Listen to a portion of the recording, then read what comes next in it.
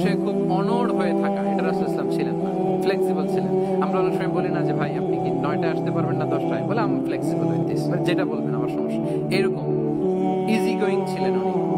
গো ধরে থাকতেন না, যে কোনো পরিস্থিতিকে সামনে নিতেন। ফ্লেক্সিবল হচ্ছে যে কোনো পরিবেশ পরিস্থিতির সাথে নিজেকে মানিয়ে নেওয়া, খাপ খাওয়া, নিজেকে সামলে নেওয়া, সলিউশন বের করে ফেলা, এটা রাসূল সাল্লাল্লাহু আলাইহি ওয়াসাল্লামের ছিল। এটাকে বলে ফ্লেক্সিবল মাইন্ডসেট। নাজরানের 60 জন খ্রিস্টান পাদ্রী এসেছিল মদিনায় দেখা করতে।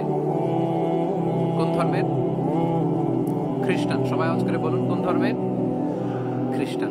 এখন এত মানুষকে সম্মানিত মেহমানখানি কোথায় বসতে দিবেন? পরামর্শ করলেন কোথায় বসতে দেওয়া যায়। এক সাহাবী বলে আমার কাছে কিছু খেজুর পাতা আছে, ওটা বিছায়া একটা জায়গা করে ওখানে বসি। রাসূল সাল্লাল্লাহু আলাইহি ওয়াসাল্লাম বললেন না, দামি মেহমান, এটা হয়। আরেকজন বলে বিকেল বেলায় তো সূর্য পড়ে যাবে, পাহাড়ের ছায়ায় উহুদ পাহাড়ের ওই পাশে যেয়ে বসি। রাসূল সাল্লাল্লাহু আলাইহি ওয়াসাল্লাম বললেন না, এটাও তো হয় না।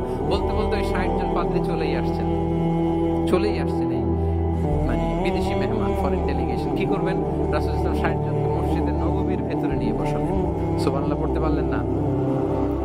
মসজিদে নববীর ভেতরে বসালেন। এবং সিরাত ইবনে ইসহাকে এসেছে যে তখন ওদের আবার ইবাদতের সময় হয়েছে। রাসূল সাল্লাল্লাহু আলাইহি ওয়াসাল্লাম তাদেরকে ইবাদতের সুযোগ দিয়েছেন, তাদের কিবলা